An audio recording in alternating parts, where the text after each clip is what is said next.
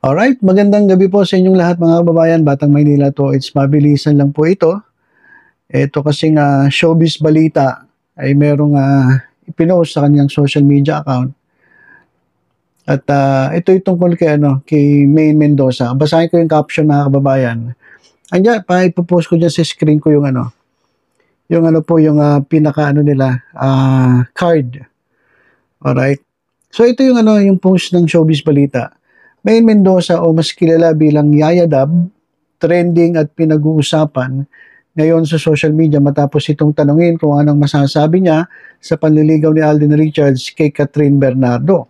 Kasi, di ba, mapabalita, ang dami ng lalabasang video, mga pictures na itong si Alden Richards ay sweet na sweet dito kay Catherine Bernardo. Kaya naman nababalita na nililigawan daw di umano ni Alden itong si Catherine. At dahil dito tinatanong si Maine Mendoza na minsan ay naging love team ni Maine Mendoza. Kaya trending daw itong si Yaya Dab, pinag-usapan matapos itong tanungin kung ano masasabi niya dito nga kina Alden at kay Catherine. Tapos dito sa screen pakita ko sa inyo, merong link diyan na ang sabi, ito yung actual interview kay Maine Mendoza. Pero pag kinlik mo yan mga kababayan, magpupunta yan doon sa Shopee. Sa Shopee po mapupunta yung yung inyong pag pinindit mo yung link yung pinakita ko sa screen. Mapupunta po sa Shopee. Ito pang isa, meron pa dito Daniel Padilla at Alden Richards nagkasagutan sa Twitter. Ito ang mga resibo. Pag kinlik mo naman yan, nako, ganun rin po. Sa Shopee mapupunta. Kaya itong mga post na ito, mga kababayan, fake news. Fake news po ito. Ayan pong nasa screen nyo, mga kababayan, ito, nasa screen natin. Fake news po ito. Itong card na ito, ayan po, nasa screen natin. Sabi ni Maine Mendoza Atayde, what can I say sa panliligaw ni Alden kay Kat? Okay, Kat, wala naman akong sasabihin because she deserves to be happy. Kay Alden, sana wag mong iparamdam na very special siya kung hindi naman totoo. Dapat yung mga sinasabi at pinapakita mo ay panindigan mo, wag kang paasa. That's all I can say. So, eto di umano, ang reply ni Maine Mendoza dun sa tanong, kasi tinanong siya, ano masasabi niya sa paliligaw ni Alden kay Maine Mendoza, ni Alden kay Catherine Bernardo. So yun daw ang sagot ni Maine Mendoza. So ito guys, diwanagin ko lang, ito po ay fake news mga kababayan. Peke po ito. Fake news po ito. Kasi mismong si Maine Mendoza nag-comment po dito sa post na ito. Pero bago yung comment ni Maine Mendoza, ito muna, itong showbiz balita, nag-comment, sabi niya, Alden Richards, bakit mo naman kasi pinaasa? Pa-baby wave. So, ibig sabihin, kasi yung reply ni Maine Mendoza di umano, parang lumalabas, masama pa rin loob niya kay Alden. Itong fake na post ng showbiz balita. So, yun ang pinapalabas ng showbiz balita na masama loob niya kay Alden ni Maine Mendoza. Kaya nga sabi na kung talagang gusto mo siya, ipakita mo, panindigan mo, hindi yung paasa ka. O yun daw yung sabi ni Maine Mendoza. Ito yung fake na sagot galing dito sa gawa-gawa lang nitong showbiz balita na ito. So ito yung totoong comment ni Maine Mendoza mga kababayan. Ayan, ipopost ko rin sa screen. Sabi niya, kailan ba titigil yung mga ganitong fake post? Ang hilig-hilig niyong gumawa ng mga fake tweets para may mapag-usapan. O yung sabi ni Maine Mendoza. Ito, binabati siya ng mga tao.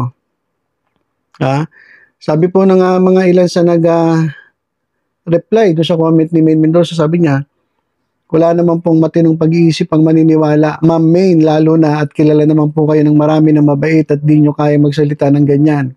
Yung mga naniniwala dyan, mga judgmental yan. O yan, mga kababayan, yung sabi mismo nung nag-reply kay Min Mendoza. Kasi napilitan na mag-reply si Min Mendoza, siguro bad trip na rin si Min. Kasi, alam niyo sa totoo lang, maraming naliligaw etong mga ganitong klaseng post, mga fake post. Lalong-lalo na gumagawa sila ng ano, yung ganyan, yung card na yan, na may pangalan nila. So parang totoo na yun talaga si Main talaga nag-post, pero ang totoo hindi naman talaga. Ang galing-galing nila gumawa ng mga ganyan mga fake post. Usong-uso na ngayon yung mga cards na yan. Pinapakita yung picture ni Main Mendoza, tapos yung kanyang yung kanyang post sa FB o mga tweets sa Twitter, sa X. So ina-attach nila yan. Kaya maraming mga tao ang napapaniwala dito sa mga fake news na ito.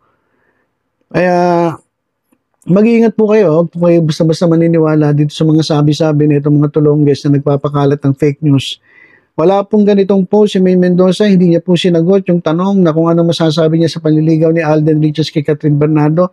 Wala po siyang post na gano'n, hindi po siya nagpo-post, hindi po siya sumasagot sa ganong klaseng mga post, sa mga tanong.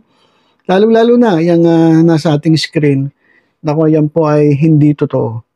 Kaya sabi ni Main Mendoza, siya na mismo nagsabi, kailan ba titigil yung mga ganitong fake post? Ang hilig-hilig nyo gumawa ng mga fake tweets para mapag-usapan. So yan, mga kababayan, kasi sa totoo lang, itong fake post na to, nakakuha ng 3,900 na reactions. 499 comments at 159 na shares. So, ibig sabihin, maraming nakakita nito at maraming naniwala dito sa fake post na ito. Kaya nga, napilitan na siguro magsalita si Main Mendoza. Napilitan na siyang mag-comment dito sa fake post na ito at sabi niya, kailan ba titigil yung ganyang mga post, mga fake post? Ang hilig-hilig yung mag-post ng mga na mga gawa-gawa, mga fake tweets para mapag-usapan. So yan mga kababayan. Ito pong post ng Showbiz Balita. Huwag po kayo maniniwala. Fake po yan. Hindi po yan totoo. At marami pong ganitong klaseng post na kumakalat. Huwag po kayo basta-basta maniniwala. At dito naman kay Main Mendoza, intindihin nyo na lang, ma'am. Marami talagang tulongges ngayon. No? Pero wala minsan kasi, alam nyo, sa sobrang bait ng tao, naaabuso, minsan lumalabas din yung galit Di ba? Kahit sino pa pinakamababait na tao dyan, kapag umabot na dun sa punto na talagang sagad na yung kanyang pasensya, napipilitang mag-reply at mag-comment dito sa mga fake post na ito, katulad ng nagawa ni Main Mendoza. Pero, syempre, saludo pa rin ako kay Main Mendoza kasi wala siyang sinasabing masama. Sabi nga lang niya, di ba? Kailan ba titigil yung ganito? Kailan ba kayo matatauhan? Kailan kayo titigil? Magawa ng mga fake tweets para mapag-usapan. Lang sinabi ni Main Mendoza. Alright, so, ito po nga post ng Showbiz Balita. Fake po ito. Kung kayo, mga kababayan, ay may pagkakataon, siguro i-report nyo itong Showbiz Balita na ito. Itong Facebook page na ito, para maglaho na to sa Facebook. Kasi marami po itong naililigaw na mga dabar cards. Pero yun ninyo, ang daming react, 3,900 reactions, 499 comments na parang piniwala sila na nag-post nga si Main Mendoza ng ganon. Grabe isinyer pa. 159 shares. So, Pet Malu, mga kababayan, Pet Malu. Itong